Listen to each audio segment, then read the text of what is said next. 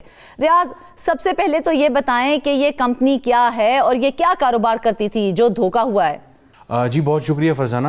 ایسی سٹوریز میرا خیال ہے ہمیں شاید ہفتے میں ایک آدھ بار ضرور کرنی چاہیے جہاں پہ عام آدمی جو ہے وہ مسائل کا شکار ہے اور اس طرح کے جھانسوں میں آ جاتا ہے. تو یہ IGL نامی ایک کمپنی تھی اور یہ سٹاک کی ایک کمپنی تھی جس کو کچھ غیر ملکی چلا رہے تھے، لیکن وہ اس انداز میں چلا رہے تھے کہ کسی بھی جگہ پر ان کا اپنا فٹ پرنٹ یہاں نظر نہیں آ رہا تھا اور سارے پاکستانیوں کو انہوں نے اس میں انوالو کیا تھا.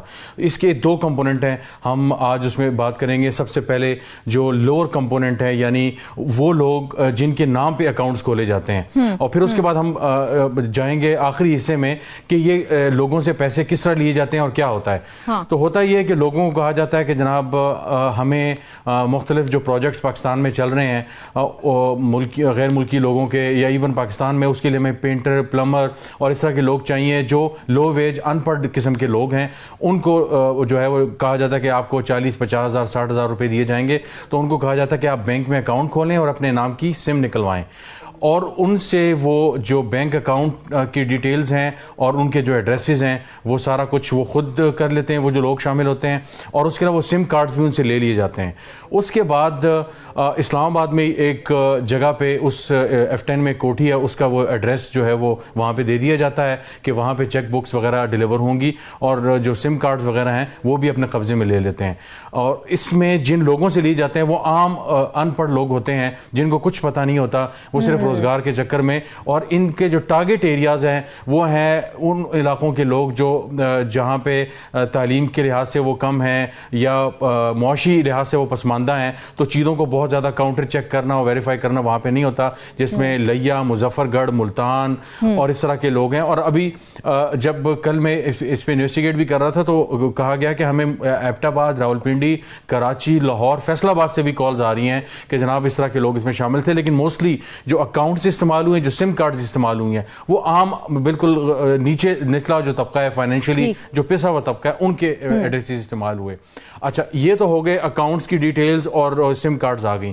اس کے بعد کیا ہوتا تھا، وہ کمپنی جو ہے وہ ٹریڈنگ کمپنی جو ہے وہ تشہیر کرتی تھی مختلف یہی موبائل نمبرز اور دوسرے مختلف موبائل نمبر سے واٹس ایپ پہ لوگوں سے رابطے کرتی تھی اور رینڈملی، اور وہ کہتے تھے کہ جناب گھر بیٹھے آپ 20,000 انویسٹ کریں تو آپ کو 60,000 روپے ملیں گے، 2 لاکھ انویسٹ کریں گے تو آپ کو 6 لاکھ روپے ملیں گے، اور اس طرح کی چیزیں ڈبل شاہ والی سٹائل میں.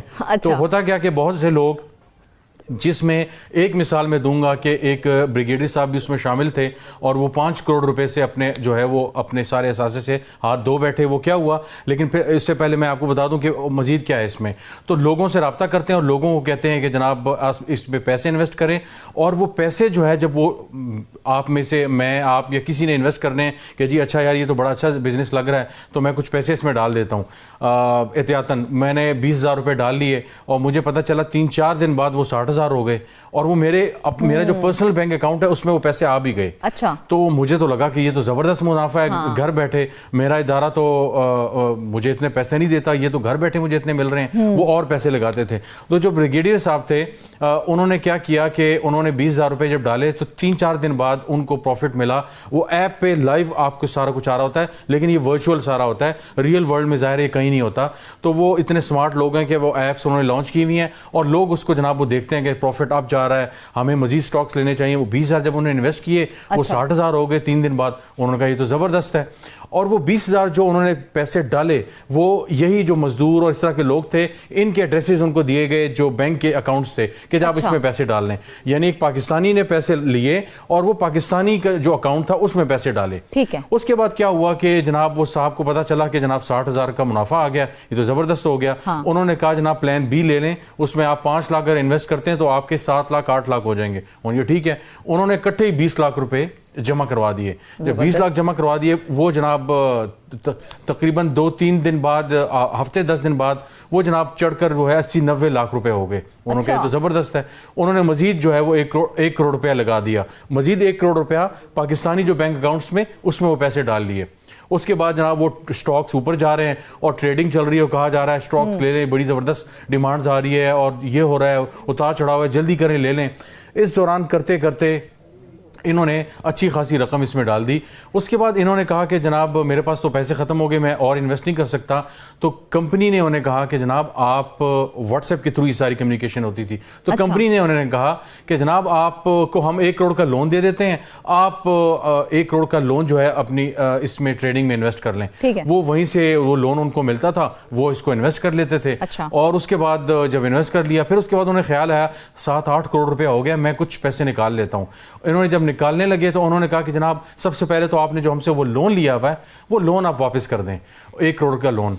وہ کیا کرنا ہے, تو آپ یہ نہیں کر سکتے جب میرے جو 8 کروڑ ہو گئے ان میں سے 1 مائنس کر لیں. کہتے ہیں یہ کمپنی کی پالیسی نہیں ہے, آپ کو کیش 1 کروڑ دوبارہ انہی پاکستانیوں کے اکاؤنٹ میں جمع کروانے پڑتے ہیں. پاکستانی جو لوکل بینکس ہیں 1 کروڑ روپے جمع کروائے, وہ جی لون ختم ہو گیا. اچھا ٹھیک ہو گیا. پھر آپ کہتے ہیں اب میں نے پیسے نکلوانے ہیں, وہ کہتے ہیں ہم آپ کو کیلکولیٹ کر کے بتاتے ہیں جو آپ کے 7-8 کروڑ روپے بنتے ہیں اس پہ 1.5 کروڑ روپے تقریباً اس پہ ٹیکس آ گیا, تو آپ وہ ٹیکس کی رقم بھی جمع کروا دیں. وہ بھی کہتے ہیں جی مرتا کیا نہ کرتا, انہوں نے جا کے جناب وہ بھی جا کے انہوں نے پاکستانیوں کے اکاؤنٹ میں 1.5 کروڑ روپے جمع کرا دیا ٹیکس کی مد میں. ٹھیک ہو گیا. انہوں نے کہا اب میں پیسے نکالتا ہوں. اب انہوں نے کہا کہ جناب آپ نے جو وہ اکاؤنٹ میں پیسے جمع کروائے تھے وہ اکاؤنٹ ایسا تھا, آپ نے ٹائم پہ نہیں کیا, آپ کی ریکویسٹ جو ہے وہ ڈیلیڈ ہے, اور اس طرح 1 ہفتہ اس کو آگے پیچھے رکھا, اور اس کے بعد ان سے رابطہ منقطع ہو گیا, ان کو بلاک کر دیا گیا.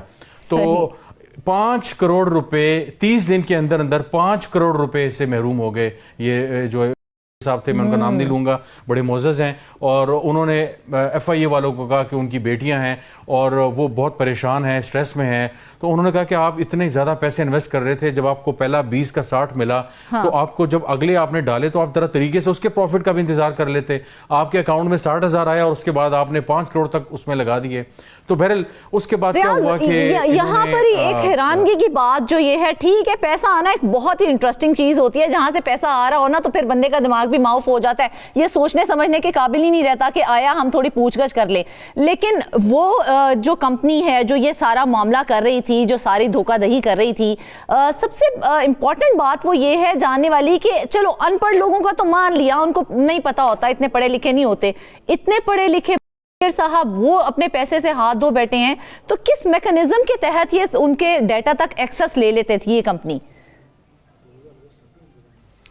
دیکھیں جب یہی بات میں نے ایف آئی اے والوں سے پوچھوں کہ وہ جو لوگوں کا ڈیٹا ہے, فون نمبرز ہیں, یہ ان کو کیسے مل جاتے ہیں, تو انہوں نے کہا کہ جی آج کل چونکہ آن لائن ہم ٹرانزیکشنز بہت زیادہ کرتے ہیں, یعنی ہم شاپس میں جاتے ہیں تو کارڈ کے تھرو پیمنٹس وغیرہ کرتے ہیں, تو آپ سے آپ کا جو ڈیٹا وغیرہ مانگا جاتا ہے تو کہ جی اپنا نمبر بتا دیں, آپ کو الرٹس آئیں گے کمپنی کے, یا کوئی یا 30% یا 40% ڈسکاؤنٹ ہوا تو ہم آپ کو بتائیں گے. تو اس میں یہ ہوا کہ انہوں نے کہا کہ جناب آپ کے جتنے بھی اس طرح کے لوگ ہیں ان کا ڈیٹا کلیکٹ جو ہے وہ ہوتا رہتا ہے, تو وہ دیکھتے رہتے ہیں کہ کون بندہ ہے, وہ کتنی آن لائن ٹرانزیکشنز کر رہا ہے, وہ کس طرح یہ سارا ڈیٹا ایک جگہ اکٹھا ہوتا ہے, اور وہ آن لائن آپ پیسے اگر آپ انویسٹ کریں چند ہزار چند لاکھ روپے آپ دیتے ہیں, وہ ڈیٹا پہ ڈیپینڈ کرتا ہے, آپ کو سارا ڈیٹا مختلف جگہوں پہ پاکستان میں انفارچونیٹلی اب ہماری موبائل کمپنیز کا اور اس کا جو ہے وہ آپ دھوکہ کہہ لیں, اس طرح تو ریاض ہم کہہ سکتے ہیں کہ ہمارے جتنے بھی جو کریڈٹ کارڈز ہیں وہ ریلائبل ہی نہیں ہیں, ہم ان کے اوپر ٹرانزیکشنز نہیں کر سکتے ہیں,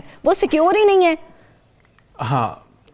ہاں ٹرانزیکشن تو آپ کر سکتے ہیں, وہ سیکیور ہے, لیکن وہ جو ڈیٹا ہے, جو آپ کا ریکارڈ ہے, وہ سارا سینسیٹیو ہے. اور انفارچونیٹلی بدقسمتی اگین یہ ساری یہ ہے, اس سارے معاملے میں جناب یہ سارا کچھ ہو گیا, اور انہوں نے دکھایا کہ یہ جو کمپنی ہے یہ SCCP یعنی security exchange commission of Pakistan کے ساتھ رجسٹرڈ ہے.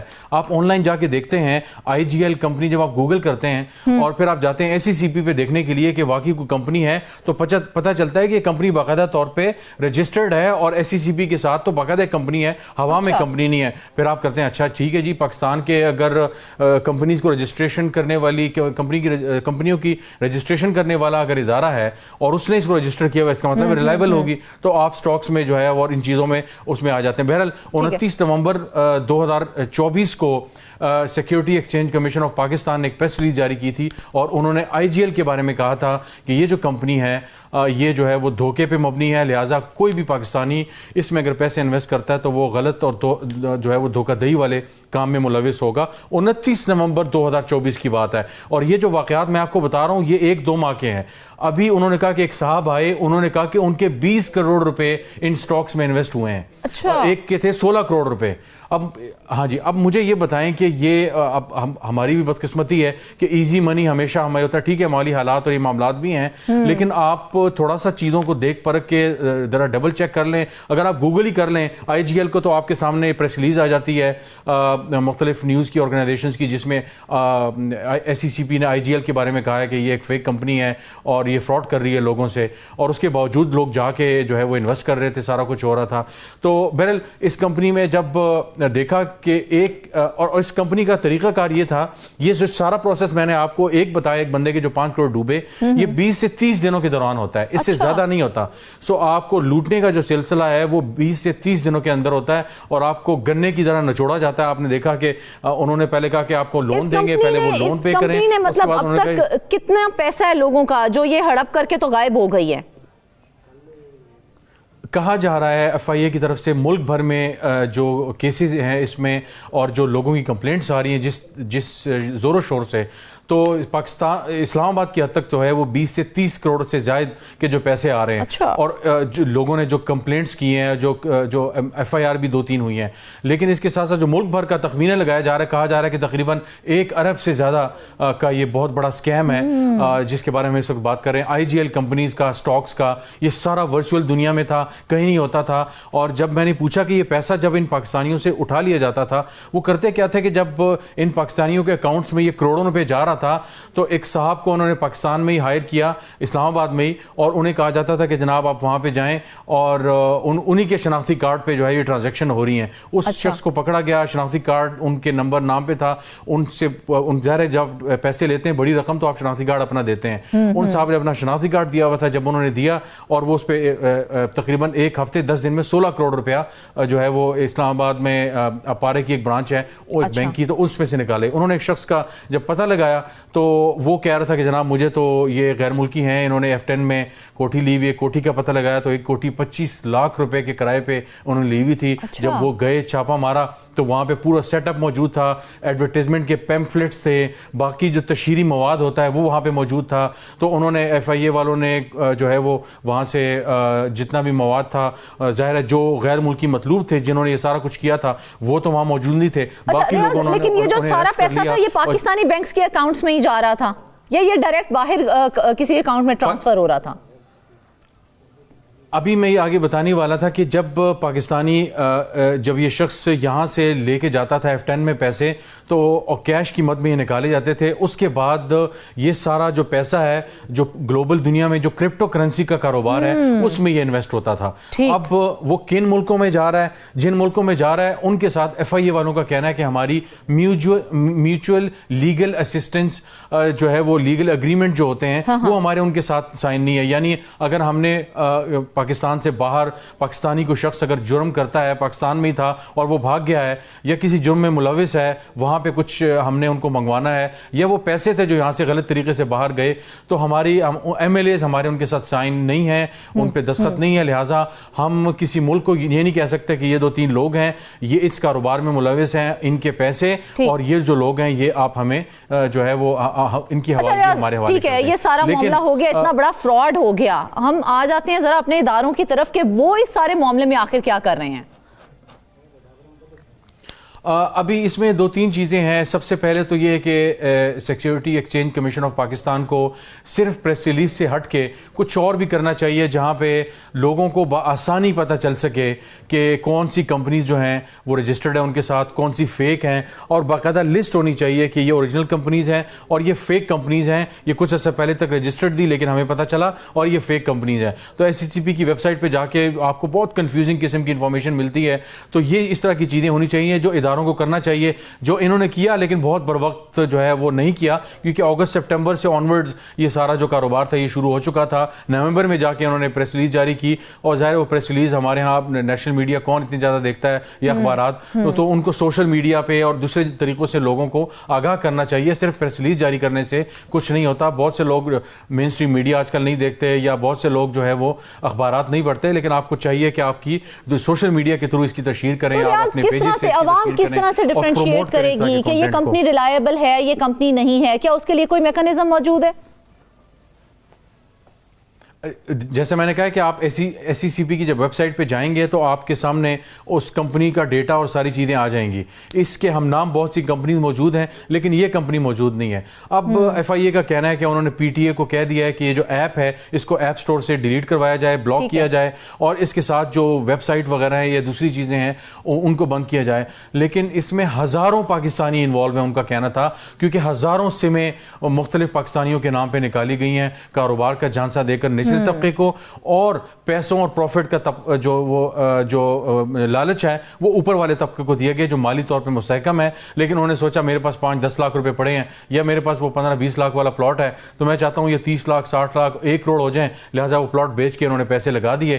تو ان چیزوں کا ظاہر ہے تھوڑا سا FIA کو بھی چاہیے, لیکن FIA والوں کا کہنا تھا کہ ہم اپنی کم سے کم صلاحیت میں ان چیزوں کو کر رہے ہیں. ہمارے پاس نہ گاڑیاں ہیں نہ ریڈ کرنے کے لیے مظفر گڑھ اور لیا اور ان جگہوں پہ جانا ہوتا ہے, مجھے ایک ایسٹیمیٹ دے دیں کہ اب تک کتنے افراد اس جال سازی کا شکار ہو چکے ہیں ریاض؟